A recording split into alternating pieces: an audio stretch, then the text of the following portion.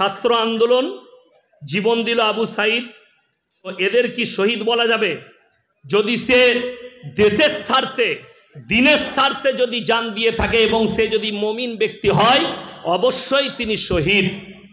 একজন ইমানদার যদি দেশের জন্য প্রাণ দেয় তাকে শহীদ বলা যাবে। এ আমার মুসলমান যুবক, আমার ভাইরা শুনে যান, ইসলামী শরীয়তে জরিমানা হারাম। জরিমানার টাকা যারা খাবে হারাম খাবে, জেনে রেখে দিবেন। আপনি জিনা করার টাকা খাচ্ছেন। হযরতে উমরে ফারুক রাদিয়াল্লাহু তাআলা আনহু তিনার সন্তানকে গাছে বাঁধা হয়েছে। সাহাবীরা বললেন, এ আমিরুল মুমিনিন, এটা হচ্ছে আপনার সন্তান। কি বললেন জানেন? এ আল্লাহর নবীর সাহাবীরা শোনো, দেশের মানুষ, আমার সন্তান বলে যদি আজকে একে রিহাই দাও, এর থেকে বড় ক্রাইম করবে, এর থেকে বড় খারাপ কাজ করার সুযোগ পাবে। তাই একে 100টা কুড়া মারো, যেটা ইসলামী শরীয়তে বিচার আছে, বিচার ব্যবস্থা করো, আর একে ফাইসালা করে সেই শাস্তিটাই দান করো। জোরে বলুন সুবহানাল্লাহ। আর আজকে বড় কষ্ট লাগে, দুঃখ লাগে যে একটা মেয়ে ধর্ষিতা হয়ে যাচ্ছে। একটা কয়েক বছর আগে আসিফা বলে একটা বাচ্চা মেয়েকে ধর্ষণ করা হয়েছে, মার্ডার করে দেওয়া হয়েছে। গুজরাটে বিলকিস বানু পেটে বাচ্চা ছিল, প্রেগনেন্ট, 11 জন মেলে তাকে ধর্ষণ করেছে। কেন? দেশে বিচার নাই, তাদেরকে ষাঁড়ের মতো জেলে পালা হয়। আমি চ্যালেঞ্জ দিয়ে বললাম, আমাকে যদি সিএম এর কুর্সিটা 24 ঘন্টার জন্য দেওয়া হয়, এই ধর্ষণকারীর মুন্ডু ছেদের অর্ডার আমি মৌলভী শওকতের বেটা দিতাম। যদি আমাকে 24 ঘন্টার জন্য দেওয়া হতো, মুন্ডু ছেদ করে দেওয়া হতো, তাদের ক্রাইম থাকতো না, চুরি থাকতো না। যদি কোরআনের কানুন চালু করা হয়, আমি বলে যাচ্ছি, যদি 48 ঘন্টা কোরআনের একটা আইন চালু করে দেখো, তাদের মুন্ডু ছেদ করা হবে, তারা ধর্ষণ করেছে, যারা অন্যায়ভাবে ধর্ষণ করেছে। ওই জন্য কোরআন শুনেলেন, কত বড় বার্তা দিয়েছে কোরআন জানেন? ওয়ালা তাকরাবুজ জিনা ইন্নাহু কানা ফাহিশা ওয়া সা সাবিলা। ব্যভিচার করা তো দূরের কথা, যে রাস্তায় ব্যভিচার হয় সে রাস্তার ধারে পাশে যাতায়াত করো না। আমি কালকে পুরুলিয়া ডিস্ট্রিক্ট গিয়েছিলাম। কোথায় বললাম? পুরুলিয়া। কোথায়? হাইওয়ের ওপরে, আসানসোলের ভেতর দিয়ে গেলে নিয়ামতপুরের ওপর দিয়ে যেতে হবে, যেখানে নিষিদ্ধ পল্লী আছে আসানসোলে।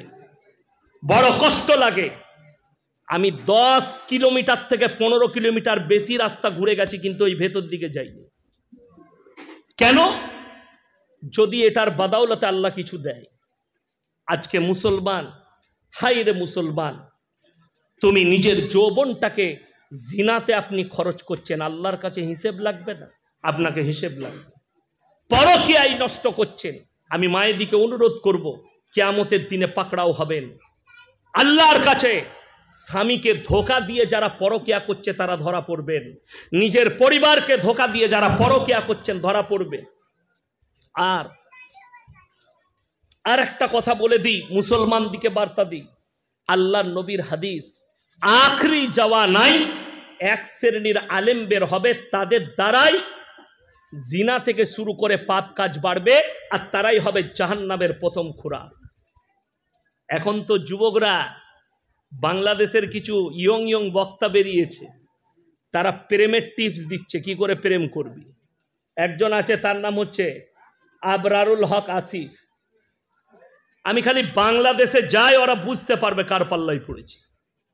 দাওয়াত হয়েছে 25 সালে, এখন তো যাব না, 24 সালেও খালি নাই, ফেব্রুয়ারি পর্যন্ত খালি নাই। বলেছি 25 সালের দাওয়াত লুবো, তখন তারা বুঝতে পারবে কার পাল্লায় পড়েছে। এ দাওয়াত দিচ্ছে লোককে, যে মেয়েটা তোমাকে রাস্তায় ভালো লাগবে, জানবে সেটাই তোমার জন্য। আরে আজীব কথা, রাস্তায় যদি তোমার মা বাজার করতে আসে আর আমার যদি মনে হয় এটা খুব ভালো লাগছে, তো আমার সাথে বিয়ে দিয়ে দিবি? আজীব কথা, বেঈমানি কথা না। এ মুসলমান যুবক শুনে লাও, যারা ভাবছেন প্রেম ইসলামী শরীয়তে প্রেম জায়েজ আছে, প্রেম কি? কথা বলে না, প্রেম কি? যুবকরা হাসছে। প্রেম জায়েজ আছে, শুনেলেন কোথায়? কার সাথে? মায়ের সাথে, বোনের সাথে, বাপের সাথে, ভাইয়ের সাথে, প্রতিবেশীর সাথে। কিন্তু তোমরা যে প্রেমটা করতে চাইছো ওটা জিনার পাপ ছাড়া আর কিছু হবে না। বর্তমানে অনেক পরিবার মা বাপ তারা জিনায় লিপ্ত করাচ্ছে নিজেদের ছেলে মেয়েদিকে।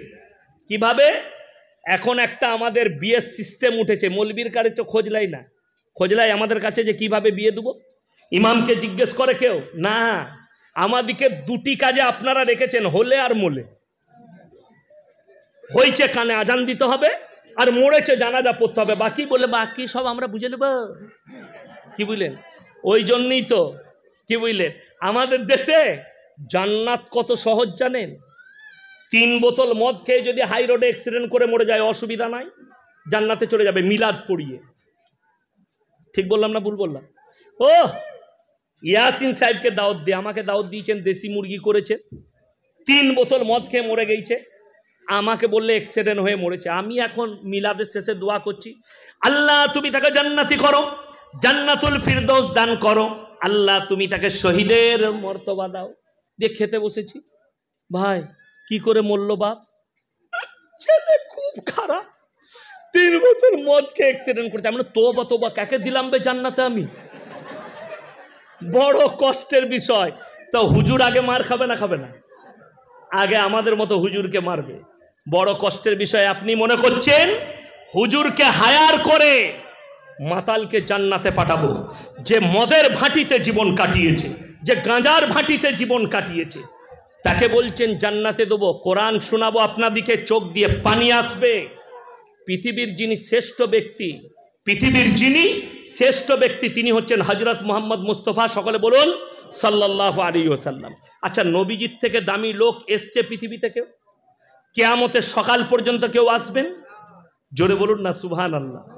চলুন, আল্লাহর নবীর কাছে একজন সাহাবী ছুটে এলেন, ইয়া রাসূলুল্লাহ, ইয়া হাবিবাল্লাহ, আপনার চাচা যান যেন মৃত্যুর শয্যায় শুয়ে আছেন। নবীজি ছুটে এলেন আর চাচার হাতটা টিপে ধরে বললেন, চাচা তুমি একবার কলমা পড়ে নাও, একবার কলমা পড়ো, আমি আল্লাহর কাছে কেঁদে কেঁদে তোমার জন্য দোয়া চাইব। আল্লাহর নবী চাচা যান, তিনি বললেন, আমি যদি বার্ধক্যে কলমা পড়ি লোকে বলবে মৃত্যু ভয়ে কলমা পড়েছে, আমি কলমা পড়তে পারবো না। আল্লাহ আয়াত পাঠালেন, ইন্নাকা লা তাহদি মান আহবাবতা ওয়ালাকিন্নাল্লাহা ইয়াহদি মান ইয়াশা। হে আমার নবী, হিদায়েতের দপ্তরটা কার হাতে? সকলে বলুন আল্লাহর হাতে। আমার ইচ্ছা নেই তোমার চাচা কলমা পড়তে পারবে না। রাসূলের চোখে পানি। নবীজির চাচা দুনিয়া ছাড়লেন। ভালো করে শুনবেন কথাটা। যেমনি দুনিয়া থেকে চলে গেলেন, আল্লাহর নবী হাত তুলে বসলেন। কার জন্যে? চাচার জন্যে। চাচা, আল্লাহ তুমি আমার চাচাকে ক্ষমা করে দাও। তুমি আমাকে যতদিন না নিষেধ করছো, আমি আমার চাচার জন্য কেঁদে কেঁদে ক্ষমা চাইব। আল্লাহর নবী কাঁদতে লাগলেন। কার জন্যে? চাচার জন্য, আল্লাহর কাছে। আল্লাহ আয়াত পাঠাচ্ছেন। আয়াতটা কিন্তু শুধু নবীজিকে নসিহত করেননি, এই উপদেশ দুজনকে আল্লাহ দিলেন, এক নবী এক মুমিন। কজনকে বললাম? দুজন, নবী এবং মুমিন। মা কানা লিন নবী ওয়াল্লাযিনা আমানু আইয়াস্তাগফিরু লিল মুশরিকিন ওয়ালাউ কানু উলি কুরবা। হে আমার নবী এবং মুমিনরা শুনে নাও, যারা মুশরিক হয়ে বেঈমান কাফের হয়ে মারা গেছে তাদের জন্য দোয়া করতে পাবে না, যদিও তারা তোমাদের নিকটতম আত্মীয় হয়। ছেলে মদের ফাটিতে জীবন কাটিয়ে মারা গেছে, বাপ তাহাজ্জুদ গুজার, দোয়া করতে পাবে না, জীবনে আল্লাহর নাম লাইনি। আমি আমাদের বর্ধমান জেলায় সাতগাছিয়ার কাছে বহারে নামাজ পড়াতে যাই। ঈদের 15টা গ্রাম এক জায়গায় নামাজ পড়ে, 10-15টা গ্রাম, আমি তাদের ইমাম। তো ঈদের নামাজে আমি দাঁড়াবো, বায়ান চলছে, বায়ান শেষ হয়েছে, এরপর বললাম কাতার সোজা করুন। একজন কানে কানে এসে বলছে, হুজুর যা ইসের ঈদের নামাজের নিয়তটা বলবেন। আমি বললাম একদম বলবো না, আমার কি করবি বল। আমি বলি নাই। আমি বললাম কেন বলবো বল? বলছে অনেকজন হুজুর জানে না। আমি বললাম বে, ওরা জীবনে জানবেও না। কথাটা বুঝতে পারেন? যারা বলে ঈদের দিনে নিয়ত বলো, আমি বলবো ইমাম দিকে মোটেই নিয়ত বলবেন না। কেন? তার একটা কথা বলে দিই, কোনো ব্যক্তি যদি বলে ইমাম যাহা নিয়ত করিল আমি তাহা নিয়ত করিলাম, নামাজ হবে না? হবে না? কথা বলে না? পিছনে মৌলবীরা আছে, জিজ্ঞেস করলেন, নামাজ হয়ে যাবে। কিন্তু কেউ যদি দরুদ শরীফ না পড়ে, সানা না পড়ে, তসবি না পড়ে, আত্তাহিয়াতু না পড়ে, দরুদ শরীফ না পড়ে, নামাজ হবে? ওইগুলো একটাও জানে না, খালি বলছেন নিয়তটা বলে দাও। কি বলেন? ওই জন্যে তো দেখবেন অনেক 5 ওয়াক্তের মুসল্লিদের পাশে অনেক যদি বেনামাজি, মানে সে ঈদ আর বকরা ঈদ পড়ে, সে না শ্বশুর একটা তোয়ালি দিয়েছে, লাগিয়ে চলে গেছে। স্টাইল কি, জামাটাও শ্বশুরের, আন্ডার প্যান্টও শ্বশুরের, লুঙ্গিও শ্বশুরের, দিয়ে একদম 5 ওয়াক্ত সালা আতর লাগাচ্ছে, একদম 96 মজমুয়া। নিয়ত বেঁচে আল্লাহ আকবার। ইমাম সাহেব হাত যাচ্ছে, ও এনুর তাকাচ্ছে, কি করছে বেড়া, ও চালাচ্ছে। ওরা 3 বার করেছে, ও 5 বার চালাইছে। জানি না তো চালাবে কি করে? কেন? ও তো আর কোনোদিন আসবে না, খালি ঈদ আর বকরা ঈদ, আর জীবনে নামাজ পড়ে না। আমাদের দেশে 3টে কোয়ালিটির নামাজি, এক হচ্ছে 5 ওয়াক্তের, আর এক হচ্ছে জুম্মার, আর এক হচ্ছে ঈদ আর বকরা ঈদের। এই 3টে কোয়ালিটির নামাজি যারা বেনামাজি আছেন, আল্লাহর ওয়াস্তে শুনে যান। আমাদের সমাজের অনেক লোক বলে, ইমাম দিকে বলে, ইমামরা যদি বলে ভাই তুমি নামাজ পড়ছো না, তুমি তো ভালো লোক, কি বলে জানেন? আমার মতো লোক নাই, সত্যিকারই লোকটা ভালো, অনেক উপকার করে, বড় উপকার করে, কিন্তু নামাজ পড়ে না। সে বলে আমি নামাজ না পড়তে পারি, কিন্তু আমার মতো ভালো লোক আপনি পাবেন না। এরকম লোক আছেন, সত্যিকারই ভালো লোক আছে, কিন্তু নামাজ সে পড়ে না, সে বলে নামাজ পড়ি না। তাদের জন্য এই উপদেশটা, যারা বেনামাজি আর বলেন আমি ভালো লোক, আমি নামাজ পড়ি না, তা কি হয়েছে? তারা শুনেলেন, তার বদলা আল্লাহ তাদেরকে দুনিয়াতে দিবেন। কোরআন খুলেন, কিয়ামতের দিনে সেই লোক কটা কেমন ভাবে ফেরে পড়বে। জান্নাতীরা যখন জান্নাতে প্রবেশ করবে, আর জাহান্নামীরা যখন জাহান্নামে প্রবেশ করবে, জান্নাতীরা তাদেরকে দাঁড় করাবে, ফি জান্নাতি ইয়াতাসালুনা আনিল মুজরিমিনা মা সালাকাকুম ফি সাকার। তোমরা কেন জাহান্নামে যাচ্ছে? তোমরা বলতে তো আমরা ভালো লোক, তোমরা বলতে আমাদের মতো লোক নেই, আজকে তোমরা জাহান্নামে যাচ্ছ। তারা 1 নম্বর উত্তর যেটা ছুড়বে জান্নাতীদের কাছে, সেটা হচ্ছে ক্বালু নামলাকু মিনাল মুসাল্লি, আমরা মুসল্লিদের মধ্যে ছিলাম না, নামাজি ছিলাম না, তাই আল্লাহ আমাদেরকে জাহান্নামে পাঠিয়েছে। ওয়া কুন্না নাকুদু ওয়া কুন্না নুকাজ্জিবু, কি আছে,